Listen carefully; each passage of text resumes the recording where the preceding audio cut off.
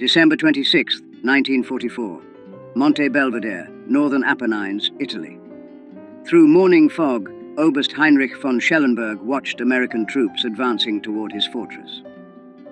"Negroes," his briefing officer had reported with contempt. "The Americans have sent us their weakest troops." Former railroad porters playing soldier.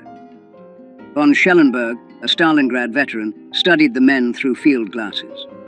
The 370th Infantry Regiment, part of the U.S. Army's 92nd Infantry Division, an all-black unit in a segregated army sent to assault the most formidable German defensive position in Italy, the Gothic Line. Wehrmacht propaganda had prepared German soldiers to expect quick surrender from black American troops. Nazi racial theories declared African soldiers inherently inferior in combat, lacking discipline and courage for sustained fighting. What von Schellenberg didn't know was that marching toward his mountain fortress were men who had endured challenges no German soldier could imagine. They had fought racism in their own army, trained with inadequate equipment, and served under officers who expected them to fail. They carried a burden heavier than their packs, the weight of representing an entire race to a world that doubted them.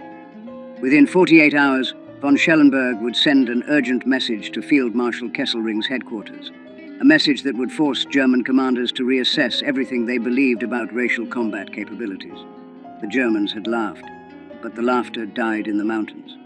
This is the story of how the Buffalo Soldiers of World War II transformed from objects of derision into the sledgehammer that cracked the Gothic Line.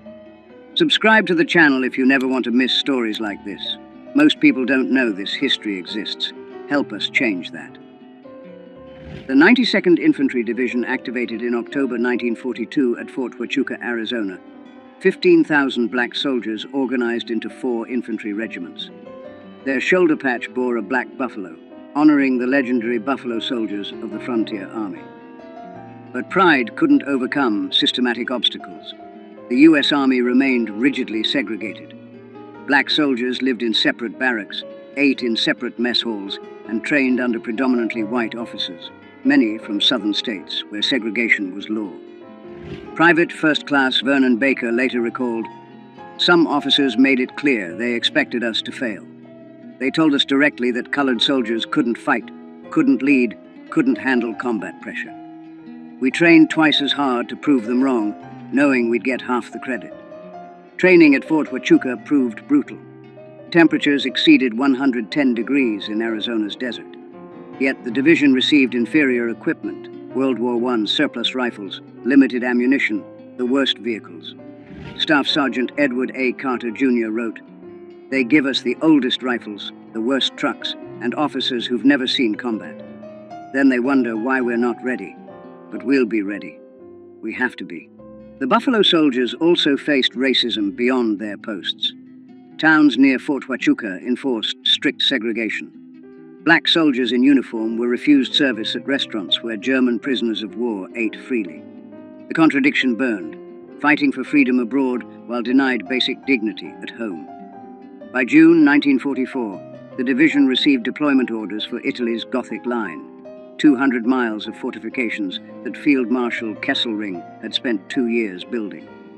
The line incorporated 2,376 machine gun nests, 479 anti-tank positions, 120,000 meters of barbed wire, and extensive minefields. The Buffalo Soldiers would face this barrier with inadequate artillery support, inconsistent air coverage, and the burden of knowing that failure would confirm every racist stereotype. German propaganda already mocked their deployment. Wehrmacht intelligence dismissed black American troops as third-rate soldiers suitable only for labor duties.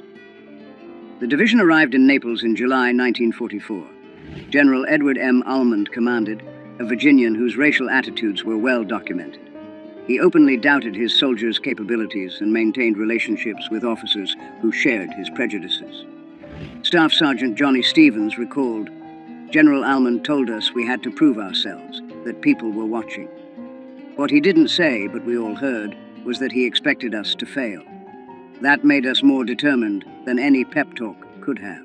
By December 1944, Allied commanders faced crisis.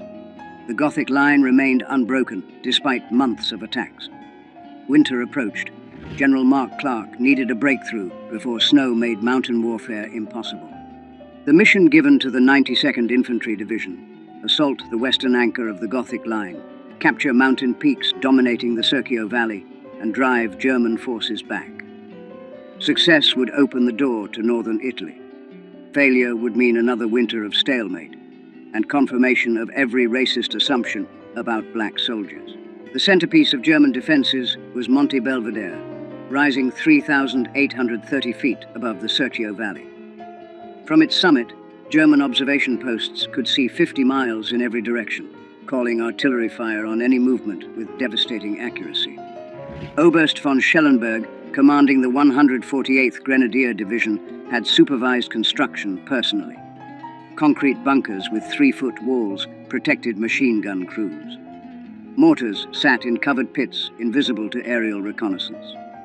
The mountains multiplied German effectiveness. A single machine gun could control an entire valley. Lieutenant Hans Becker wrote to his wife, "The Americans would need wings to reach us. The slopes are so steep that climbing without enemy fire would be difficult. Under fire, I cannot imagine how they could advance. The Negro troops they're sending will die before they reach our wire." German intelligence on the 92nd Infantry Division reflected Nazi racial prejudices. A November 1944 assessment stated, "American Negro units lack combat motivation. They will advance until meeting serious resistance, then retreat or surrender. Division is suitable only for defensive operations or garrison duties." This wasn't based on combat observation.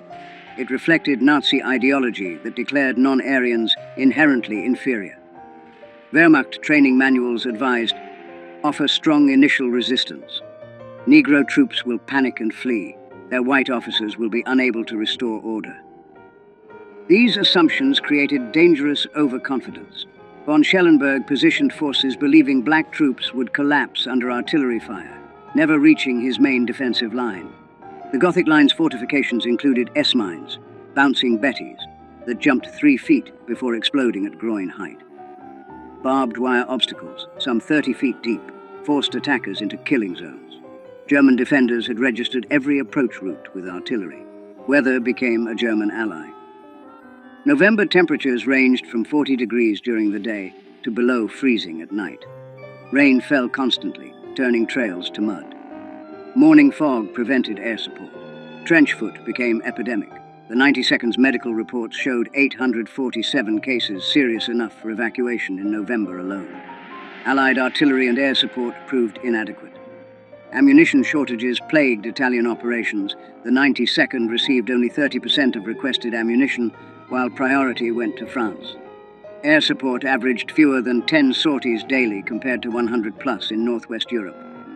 The Buffalo soldiers studied their objective, knowing they would assault with inadequate preparation.